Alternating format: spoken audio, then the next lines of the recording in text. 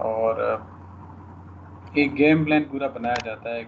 और दूसरा ये है कि एक असाइन टाइम पीरियड भी होता है, इसके अंदर लोगों को प्रोवाइड किया जाता है कि आपने इस टाइम फ्रेम के अंदर इतना परसेंट काम जो है वो अचीव करके जो है वो देना है। हर किसी को अपनी रिस्पॉन्सिबिलिटी असाइन की जाती है। उसके बाद स्पेसिफिक टेक्निक्स होती हैं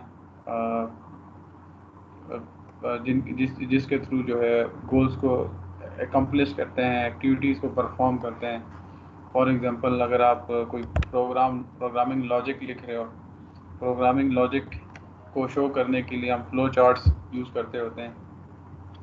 तो फ्लो चार्ट डॉक्यूमेंट जो है पूरे आपके प्रोग्राम का जो लॉजिक है उसको जो है वो एक डायग्रामेटिक वे के अंदर रिप्रेजेंट करता है। इसके अलावा टेक्निक्स और गाइडलाइंस बताई जाती हैं various stages of software development के अंदर। मुख्तलिफ़ किस्म की टेक्निक्स जो हैं वो यूज़ की जाती हैं। तो उनके बारे में एक ब्रीफ एक ब्रीफ वे में उसको जो है एक्सप्लेन किया जाता है पूरे प्रोसेस के अंदर, सॉफ्टवेयर डेवलपमेंट प्रोसेस के अंदर। अच्छा, इफ एन ऑर्गेनाइजेशन है डेवलप्ड ए मेथडोलॉजी, एक ऑर्गेनाइजेशन है वो हर ऑर्गेनाइजेशन का अपना एक डिफरेंट मेथड होता है अपने सॉफ्टवेयर डेवलपमेंट का। सॉफ्टवेयर डेवलपमेंट लाइफ साइकिल अलग अलग फॉलो करते हैं लोग। तो अगर एक ऑर्गेनाइजेशन ने ऑप्ट कर लिया कि किस तरीके से उन्होंने सॉफ्टवेयर को डेवलप करना है, तो अगले प्रोजेक्ट भी अपने वो उसी तरीके से फिर डेवलप करते हैं। ठीक है, यानी वो उनका एक मेथडोलॉजी बन जाती है, एक डिफाइंड मेथडोलॉजी उनकी एक बन जाती है। तो डिफरेंट किस्म के मॉडल्स हैं जो कि जिनको अप्लाई किया जाता है सॉफ्टवेयर डेवलपमेंट ऑर्गेनाइजेशंस उनको अप्लाई करते हैं। हर मॉडल के अपने कॉन्स हैं, अपने बेनिफिट्स हैं। तो ये डिपेंड करता है एक ऑर्गेनाइजेशन किस लेवल का काम करती है। अक्सर मैं जिक्र करता हूँ, इस चैप्टर के शुरू में भी जिक्र किया था, डिफरेंट मॉडल्स हैं सॉफ्टवेयर डेवलपमेंट के।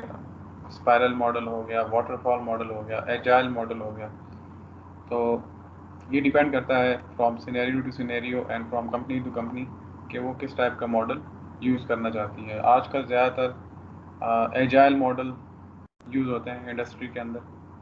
ठीक है, तो इन मॉडल्स की डिटेल्स वगैरह जो है वो मे बी आप एक सॉफ्टवेयर इंजीनियरिंग से रिलेटेड एक सब्जेक्ट आई गेस पढ़ोगे, तो उसमें आप लोगों को इसके बारे में पढ़ाया जाएगा। तो डायग्रामेटिक वे के अंदर अगर सॉफ्टवेयर डेवलपमेंट प्रोसेस को रिप्रेजेंट करें तो वी हैव एक्टिविटीज़। एक्टिविटीज़ को फिर आगे सब डिवाइड किया जाता है, रिस्पॉन्सिबिलिटीज़ को असाइन किया जाता है। अब मेथडोलॉजीज़ और टेक्निक्स को जो है डिफ़ाइन किया जाता है कि किस तरह से प्रॉब्लम सॉल्विंग होगी। जिस तरह हमने कहा कि प्रोग्रामिंग लॉजिक को आपने रिप्रेजेंट कर देना है जी फ्लो चार्ट से। ठीक है, इसके अलावा quality guidelines to ensure the quality during development. ये नहीं कि आप एक प्रोडक्ट बना के एंड में उसको जब वो करो एवेल्यूएट करो, तो आप क्वालिटी को इंश्योर करने के लिए आप प्रोडक्ट के जब लाइफ साइकिल पूरा उसका कंप्लीट हो जाए तो एंड में उसको जो है वो एवेल्यूएट कर रहे हो। हर मॉड्यूल की क्वालिटी चेक की जाती है ड्यूरिंग द डेवलपमेंट फेज, जो है वो क्वालिटी को इंश्योर किया जाता है। अच्छा, सॉफ्टवेयर डेवलपमेंट प्रोसेस। अच्छा, it is usually easier and cheaper to avoid software problem at the beginning. अगर आपको शुरू से ही पता चल जाए कि हम जो सॉफ्टवेयर डेवलप करने जा रहे हैं,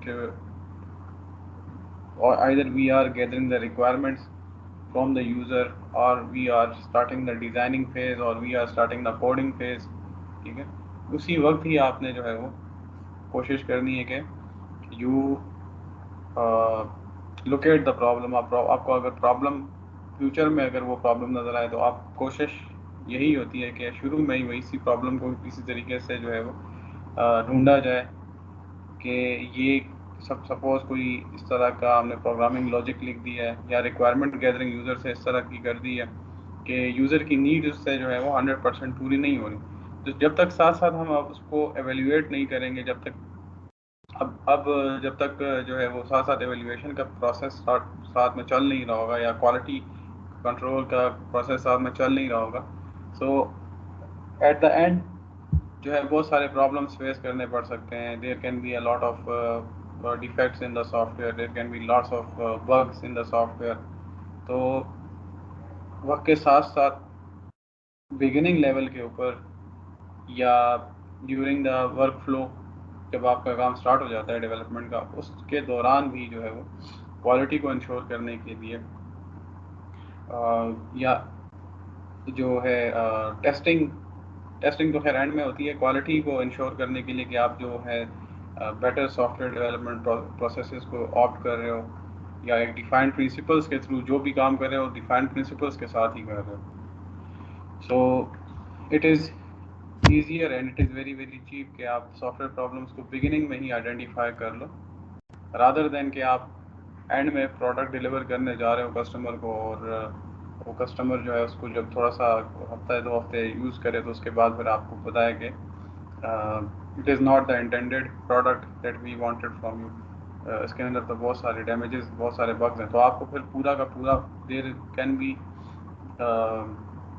कि आपको पूरा का पूरा जो सॉफ्टवेयर है वो रीडिज़ाइन करना पड़े, दोबारा से सारा का सारा जो जितने भी आपने प्रोसीजर्स फॉलो किए हैं उनको दोबारा से जो है वो अप्लाई करके उसको सॉफ्टवेयर को बनाना पड़े. ठीक है. सो स्टडीज़ हैव शोन कि जो cost of identify defect at the early stage can be up to 100 time less than removing a defect in a piece of software जो कि डिस्ट्रीब्यूट कर दिया गया हो कस्टमर्स को. ठीक है. तो अगर आप इस तरह का डिफेक्टिव सॉफ्टवेयर बना रहे हो, if there are defects, there are problems with your software, with your development techniques, so it can be 100 times more damaging to you. ठीक है. एज अ सॉफ्टवेयर ऑर्गेनाइजेशन आपको 100 टाइम्स जो है वो it can cost you up to 100 times. आपकी work force लगी हुई है, आपकी अपनी कॉस्ट लगी हुई है. ठीक है. सो अगर कॉस्ट बेनिफिट एनालिसिस करें तो आपको 100% लॉस में आप जा रहे होगे. ठीक है. So this is a study की कंडक्ट की गई थी कि रिक्वायरमेंट डेफिनेशन जब हम करते हैं यूज़र से, इवन एट द बिगिनिंग में कर रहे होते हैं, रिक्वायरमेंट्स गैदर करना, यूज़र से इंटरव्यूज़ वगैरह, यूज़र से फॉर्म्स को जो है फिल करते होते हैं, यूज़र से रिक्वायरमेंट उसकी गैदर कर रहे होते हैं कि आपका सिस्टम बेसिकली आप चाहते क्या हो, किस तरह का सिस्टम डेवलप करना चाहते हो, और दूसरा आप इन्वायरमेंट को भी इवेल्युएट करते हो, किस तरह के इन्वायरमेंट में इस सिस्टम को ऑपरेट होना है. आपने एंड यूज़र को भी टारगेट में रखना होता है कि जो आप प्रोडक्ट बनाने जा रहे हो तो वो प्रोडक्ट एंड यूज़र यूज़ भी कर पाएगा या नहीं. उसके अंदर आपने ऐसे किस्म के फीचर्स डालने हैं या उसकी फंक्शनैलिटी को इस तरह का रखना है कि जो एंड यूज़र है वो आसानी से उस प्रोडक्ट को यूज़ कर ले. ठीक है. तो इसके अंदर बहुत सारी चीज़ें आ जाती हैं, HCI भी इन्वॉल्व हो जाती है, ह्यूमन कंप्यूटर इंटरेक्शन. इसके अलावा अब देखें, अगर आप कोई इस तरह कॉम्प्लेक्स सॉफ्टवेयर बना देते हो जो कि एक फैक्ट्री वर्कर्स हैं. ठीक है. या मतलब एक ऐसा बंदा जो कि टेक्नोलॉजी से इतना जो है वो फेमिलियराइज ना हो, तो आप ऐसा कॉम्प्लेक्स सा सिस्टम अगर बना देते हो, उसको पकड़ा दोगे तो वो तो नहीं यूज़ कर पाएगा, वो उससे फ़ायदा नहीं हासिल कर पाएगा. सो आपने इन सारी चीज़ों को देखना होता है. ठीक है. Otherwise after delivering or after distributing your software to the customers, and if there is a certain problems that are detected in that software, so it can be 100 times more damaging to you. So if a defect is undiscovered during later stages of development, some rework of deliverables produced in the preceding stages will be necessary. अगर आप later stages के ऊपर if you are developing a software, आप एक phase से दूसरे phase पे चले गए हो, यानी आपने कुछ मॉड्यूल्स जो हैं इंडिपेंडेंटली उन मॉड्यूल्स को क्रिएट कर दिया है लेकिन उनको इंटीग्रेट नहीं किया आपस में. ठीक है. इंटीग्रेशन फेज़ रहता है, यानी आपने स्टूडेंट मॉड्यूल बना दिया, टीचर बना दिया, एडमिन का बना दिया, लेकिन उनको अभी एक CEO ऑनलाइन पूरा एक कंबाइन आपने नहीं बनाया. ठीक है. उनको आपस में इंटीग्रेट नहीं किया. सो लेटर ऑन स्टेजेस के ऊपर भी if there is a certain problem in one module, it can be recovered or it can be redone. ठीक है. रीवर्क उसके ऊपर हो सकता है. ठीक है, तो ये भी एक अर्लियर स्टेज ही है, आप डिप्लॉयमेंट के फेज पे नहीं गए।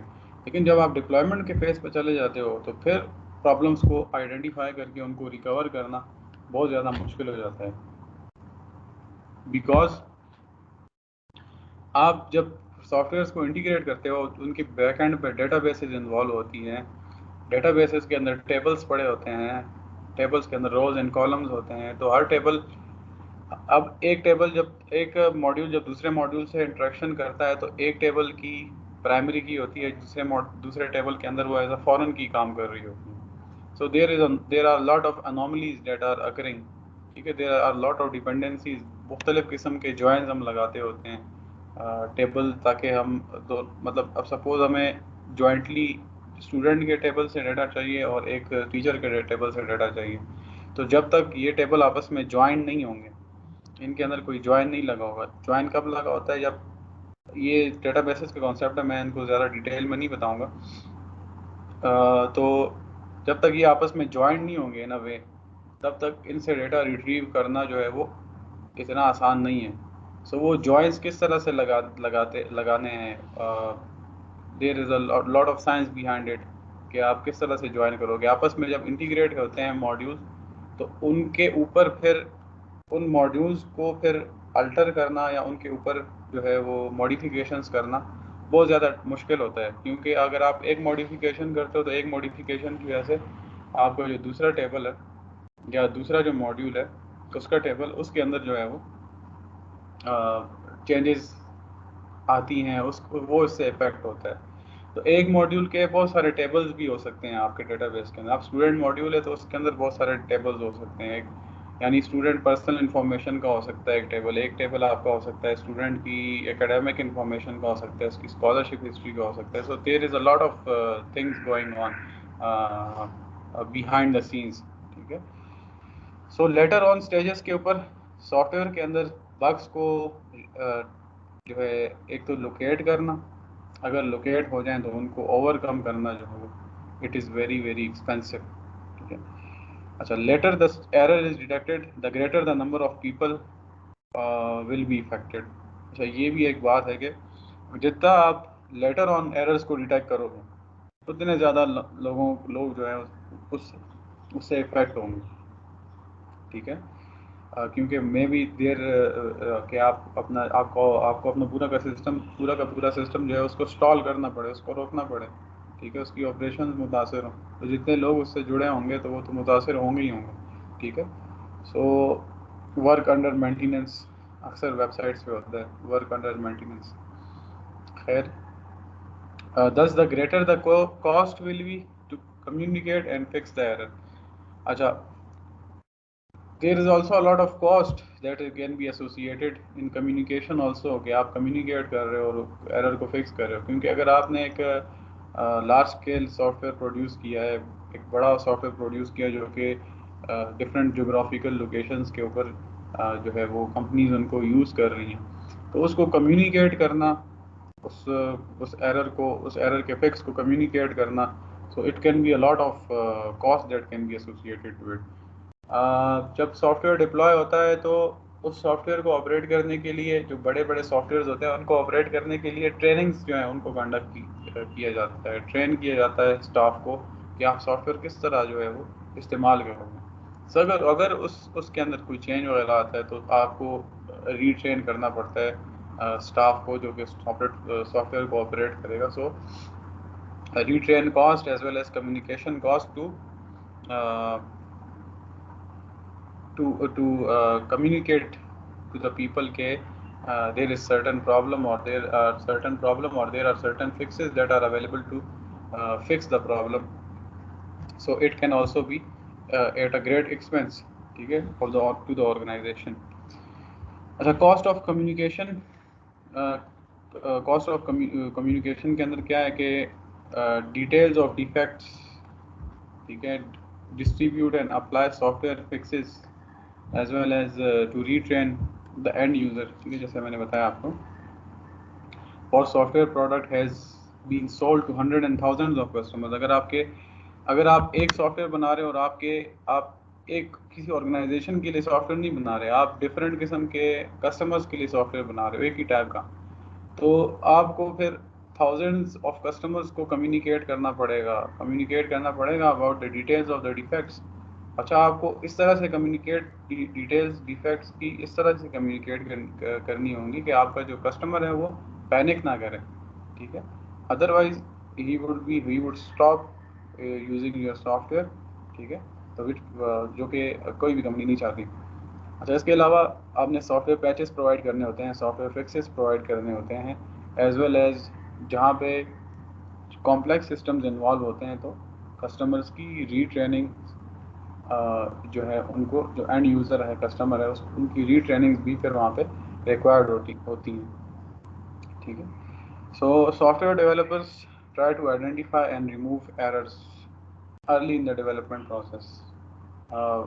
Not only a cost saving measure but also an efficient way to improve the quality of the software. अगर आप साथ साथ अपने सॉफ्टवेयर को जो है एवेल्यूएट कर रहे हो, आप जब एक मॉड्यूल कंप्लीट करते हो या एक मॉड्यूल का एक सब पार्ट कंप्लीट करते हो, तो आप अगर इट्स अ बेटर वे कि अगर आप उसके ऊपर कोई टेस्ट डेटा या टेस्ट केस इम्प्लीमेंट कर दो, या सपोज अगर आप इसकी मैं एक बिल्कुल छोटी सी एक मिसाल लेता हूँ। फॉर एग्जांपल, अगर आप कोई छोटा सा आपने कैलकुलेटर बनाया है, ठीक है, तो उस कैलकुलेटर के अंदर आपने जो है वो कोई ना कोई टेस्ट डेटा प्रोवाइड कर देना है, यूज़र एक इनपुट प्रोवाइड कर दे। अगर पॉइंट्स वाला डेटा आता है, ठीक है, तो वो पॉइंट्स वाले डेटा को किस तरह से कितनी एक्यूरेसी के साथ वो जो है वो उसके ऊपर कैलकुलेशंस करके देता है। या अगर आप साइंटिफिक कैलकुलेटर बना रहे हो तो आप डिफरेंट किस्म के एंगल्स किस प्रेसिजन के साथ आप कैलकुलेट करते हो। तो ये एक छोटी सी एक एग्जांपल है, ठीक है।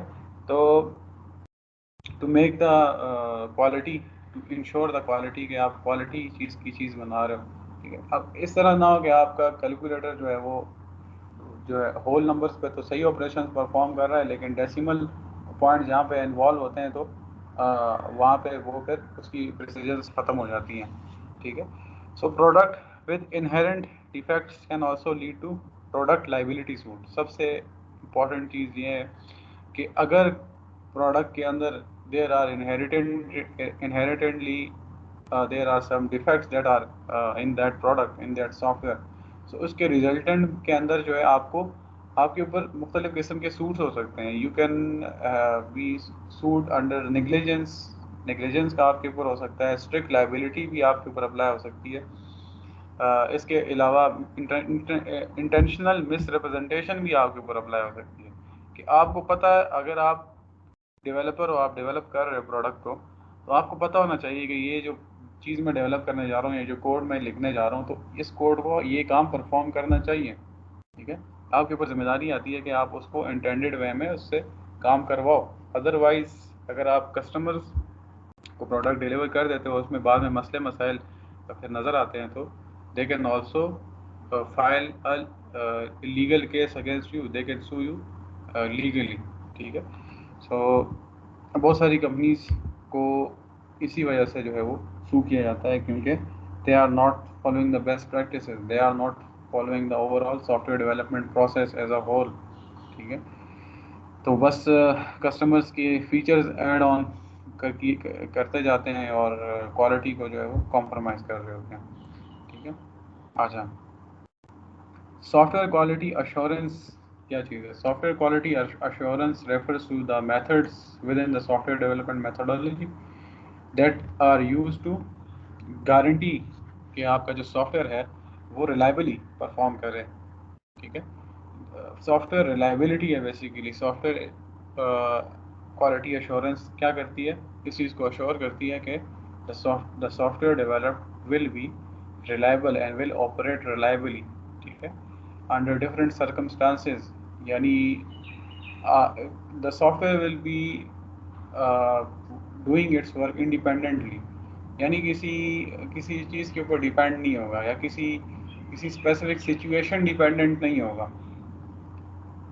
यानी जिस मतलब अगर इफ थिंग्स चेंजेस, अगर कोई रिक्वायरमेंट थोड़ी बहुत चेंज भी होती है, तो आपका सॉफ्टवेयर जो है वो उस चीज़ को भी जो है वो हैंडल कर लें। ये ड्रास्टिक चेंज की मैं बात नहीं कर रहा, अगर छोटी मोटी चेंजेस होती हैं सॉफ्टवेयर के अंदर यानी अगर अगर थोड़ा सा उसके ऊपर लोड बढ़ जाता है, so it should be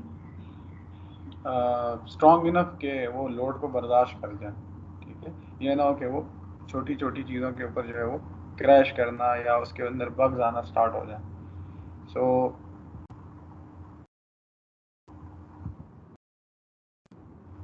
softwares basically units के अंदर डेवलप होते हैं। यूनिट्स को जो है हम सब रूटीन्स भी कहते हैं, ठीक है, या प्रोग्राम्स भी कहते हैं। तो ये तीनों चीज़ें इंटरचेंजेबली यूज़ होती हैं। यूनिट्स के अंदर डेवलप होते हैं, उन यूनिट्स को हम जो है वो सब रूटीन्स या प्रोग्राम्स भी कहते हैं। अच्छा, these units are obtained to form large programs. इन यूनिट्स के कम्बिनेशन से बेसिकली आपके जो लार्जर प्रोग्राम्स होते हैं वो बनते होते हैं। ठीक है, क्यूए की एक अप्रोच क्या है कि आप अपने कोड को टेस्ट करो। ठीक है, जब आपका एक यूनिट कंप्लीट हो जाए या एक सब रूटीन पूरी की पूरी बन जाए आपकी, तो उस यूनिट को आप टेस्ट करो। टेस्ट कैसे करो? You test that unit by entering some test data. आपने कुछ टेस्ट डेटा बनाया होता है, उस टेस्ट डेटा को सॉफ्टवेयर यूनिट के अंदर आप इनपुट करते हो, और इनपुट करने के बाद आप चेक करते हो कि क्या इस इनपुट डेटा के देने के बाद इसने जो भी कैलकुलेशंस परफॉर्म किए हैं या जो भी ऑपरेशन परफॉर्म किया है वो ठीक वे में कर रहा है या नहीं कर रहा। ठीक है, अच्छा, फिर आपके पास जो आप उससे रिजल्ट्स एक्सपेक्ट करते हो, आपको पता होता है कि ये मुझे इस तरह के रिजल्ट्स एक्सपेक्ट प्रोड्यूस करके देगा। आप जब अपने सॉफ्टवेयर को टेस्ट डेटा देते हो, वो रिजल्ट्स प्रोड्यूस करता है, आप उस प्रोड्यूस रिजल्ट को अपने एक्सपेक्टेड रिजल्ट्स के साथ कंपेयर करते हो। ठीक है, फिर देखते हो कि आपका जो सॉफ्टवेयर है कितनी एक्यूरेटली वो परफॉर्म कर रहा है। अच्छा, इस प्रोसेस को डायनेमिक टेस्टिंग भी कहते हैं। ठीक है, कि आप सॉफ्टवेयर यूनिट आपका बन गया, आप टेस्ट डेटा प्रोवाइड कर रहे हो, उसको आप कंपेयर कर रहे हो अपने टेस्ट डेटा के रिजल्ट्स को अपने एक्सपेक्टेड रिजल्ट्स के साथ, और the whole process is known as dynamic testing, run time testing. So there are two types of dynamic testing. Types of dynamic testing की अगर हम बात करें तो हमारे पास दो major types of dynamic testing हैं। ठीक है, इसके अलावा हमारे पास कुछ टेस्टिंग की मजीद टाइप्स हैं जो कि नेक्स्ट स्लाइड में डिस्कस करेंगे। Number one is black box testing, and number two is white box testing। ठीक है, सो ब्लैक बॉक्स टेस्टिंग क्या होती है कि you view your software unit as a device, ठीक है, दैट एक्सपेक्ट एन इनपुट और एक आउटपुट जो है वो प्रोड्यूस करेगा। ठीक है, विदाउट इस चीज़ के कंसर्न के कि कि आपकी उस सॉफ्टवेयर की इंटरनल वर्किंग क्या है, या इंटरनली उसके अंदर कोड किस तरह से हुआ है, या उसके अंदर मॉड्यूल्स आपस में किस तरह से जो है वो इंटीग्रेटेड हैं। ठीक है, तो आप अपने एक सॉफ्टवेयर को एक डिवाइस कंसिडर करते हो। ठीक है, जिस तरह ये आपके स्विचेस लगे होते हैं, आप स्विच का काम क्या है, आप बटन ऑन करते हो तो जो है फ़ैन ऑन हो जाता है, लाइट ऑन हो जाता है। आपको पीछे की कहानी नहीं पता कि कौन सी कितनी कितनी कौन सी वायर इसके अंदर लगी हुई है। डिफरेंट किस्म की वायर्स की वो आती हैं, टाइप्स आती हैं, 72, 80, 90 इस तरह की कुछ टाइप्स होती हैं। वायर की मोटाई होती है, उसके अंदर जो है उसका कॉपर का स्टैंडर्ड होता है, या उसकी क्वालिटी होती है। तो आपको इंटरनल वर्किंग का नहीं पता होता। ब्लैक बॉक्स टेस्टिंग बेसिकली क्या है कि you don't know the internal working of the software, आपको नहीं पता। आप जस्ट उसको एक इनपुट देते हो और उससे एक आउटपुट रिसीव करते हो। ठीक है, एंड ऑब्वियसली आप उस आउटपुट को जो है वो कंपेयर करते हो कि कितने एक्यूरेटली इसने जो है ये आउटपुट मुझे प्रोड्यूस करके दी है। अच्छा, ये जो ब्लैक बॉक्स टेस्टिंग होती है, ये एक ऐसा बंदा करता है जिसने उस सॉफ्टवेयर का कोड नहीं लिखा होता। ठीक है, क्योंकि देयर आर चांसेस के जिस बंदे ने सॉफ्टवेयर का कोड लिखा उसे पता होगा कि अगर मैं इस तरह का डेटा दूंगा तो ये मुझे इस तरह की चीज़ें परफॉर्म करके देगा, अगर इस तरह का दूंगा तो ये मुझे वेल ऑप्टिमाइज देगा। अगर डिफरेंट टाइप का डेटा दूंगा तो देर कैन बी चांसेस कि मुझे ये थोड़ा सा जो है वो इंटेंडेड वे में जो है या अच्छे तरीके से मुझे रिजल्ट्स प्रोड्यूस ना करके दे एफिशिएंट वे के अंदर। सो ऐसा बंदा होता है जिसको जिसको पता ही नहीं होता कि कोड के अंदर कोड क्या है, अंदर जो है ये प्रोग्राम जो है what it is composed of. ठीक है, मॉड्यूल्स की इंटीग्रेशन का नहीं पता होता उसको। तो ब्लैक बॉक्स टेस्टिंग बेसिकली ये होती है। अच्छा, वाइट बॉक्स टेस्टिंग क्या होती है? वाइट बॉक्स टेस्टिंग के अंदर जो है वो सॉफ्टवेयर यूनिट्स को जो है वो इसी तरीके से टेस्ट किया जाता है, इनपुट दी जाती है, उनसे उनसे आउटपुट फिर जो है एक्सपेक्ट की जाती है। उनके आउटपुट बिहेवियर्स को जो है वो फिर टेस्ट किया जाता है। एक्चुअल आउटपुट ये जो एक्सपेक्टेड आउटपुट है और जो सॉफ्टवेयर ने जो है आउटपुट प्रोड्यूस किया, दोनों को कंपेयर किया जाता है। अच्छा, इसमें फिर आपको जो है you know the internal working of the system, आपको इंटरनल वर्किंग का पता होता है सिस्टम के। ठीक है, the test data must be carefully constructed so that each program statement executed at least once. तो इसमें एक चीज़ ये भी है कि आपने जितने भी आपने लाइंस ऑफ कोड लिखी हुई है सॉफ्टवेयर के अंदर, आपने हर एक लाइन ऑफ कोड के को जो है टेस्ट करना होता है। आपने इस किस्म का टेस्ट डेटा प्रोड्यूस करना होता है, प्रिपेयर करना होता है कि आपकी की सारी लाइन ऑफ कोड जो है वो रन हो जाए, उनको एक एटलीस्ट एक दफ़ा वो लाजमी एग्जीक्यूट हो जाए, ताकि कोई ऐसी लाइन ऑफ कोड ना रह जाए जो कि जिसको जो है वो जो कि अननीडेड हो सकता है। There can be unneeded lines of code, फिर उनको रिमूव किया जाता है।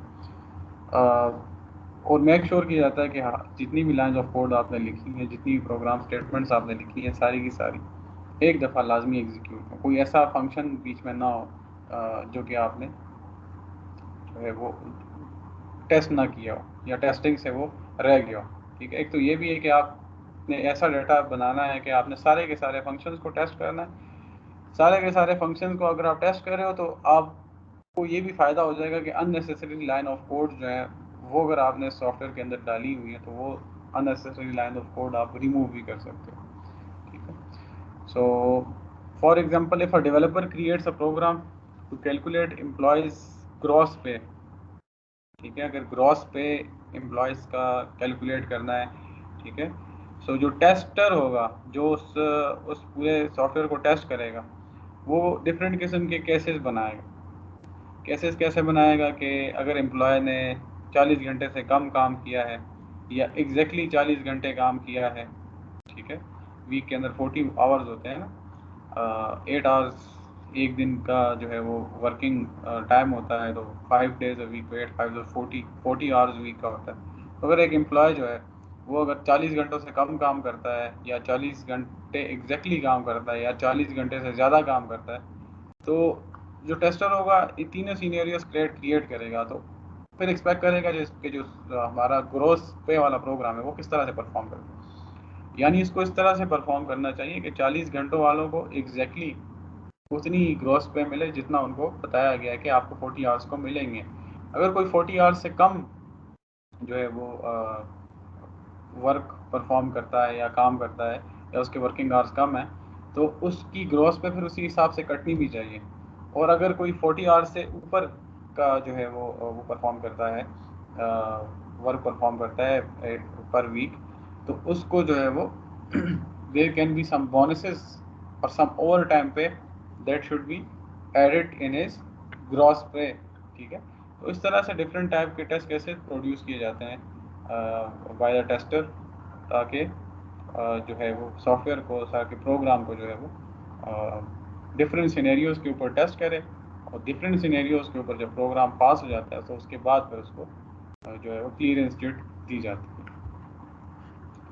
सो बेसिकली अब ये एक वाइट बॉक्सिंग की एग्जांपल थी।